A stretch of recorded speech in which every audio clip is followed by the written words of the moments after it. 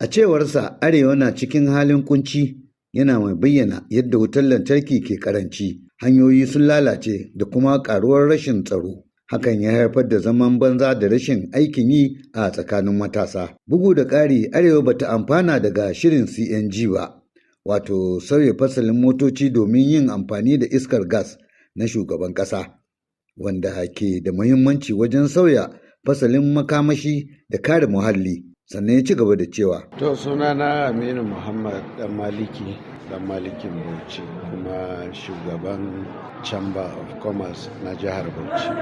Sakonmu guda ɗaya ne tak a cikin abubuwan da muka zayyana, shine a mana adalci. Adalci kamar ya?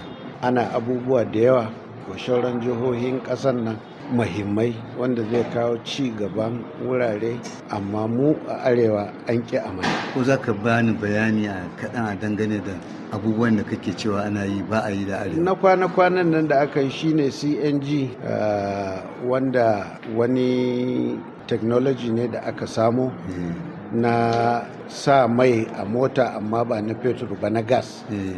Ana haɗawa sai a sa wa mota gidan mai, masu motoci su je su sha. To shi muhimmancin wannan abu da mu a Arewa ba a mana ba, amma an yi a wurare 200 a kudu, shine duk wanda ya yi amfani da wannan gas ɗin tafiyar mil 150 zai biya naira 3,000 ne kawai zai kai shi. Wato shi wannan gas ɗin kasa na 3,000, amma an fetur ne za ka je wannan kilomita 150 sai ka sai na fetur naira 40,000. Ba ganin watakila ko wasu abubuwa ne da ake bukata a gani a ƙasa kafin a samar muku da wannan? To ai shine gwamnatin tarayyar take yi, ko me ake bukata na samun wannan shine gwamnati ta je federal government ta yi a kudancin Najeriya, amma ba ai ko ɗaya Arewa ba, tunda mu muna hulɗa ne da 'yan kasuwa.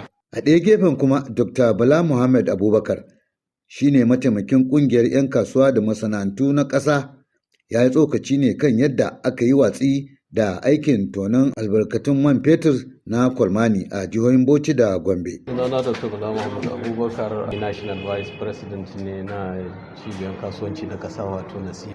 Kuma ba za mu yarda da wannan ba. Shi President ya sake magana akan oil discovery da aka yi a Kolmani, Bauchi da Gombe, wanda still wannan gwamnatin ta sake watsi da shi.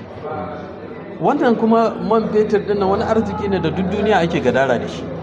Babu wani ƙasa da ta san abin da take wanda za su samu irin wannan arziki ta yi watsi da shi sai Najeriya. Kuma Najeriya ma saboda reasons na ƙabilanci da siyasa aka yi watsi da maganan, saboda kar a yi a fara haƙan man fetur a Kolmani, jihohin Bauchi da Gombe su arzuta arewacin Najeriya ta arzuta, 'ya'yanta su samu aikin yi. Shi ne dalilin kawai da muka fahimta. Bayanai kenan daga bakunan jami'an ƙungiyoyin 'yan kasuwa da masana'antu a Najeriya game da halin matsatsin da Arewa ke ciki. Abdulwahab Muhammad, babban murya.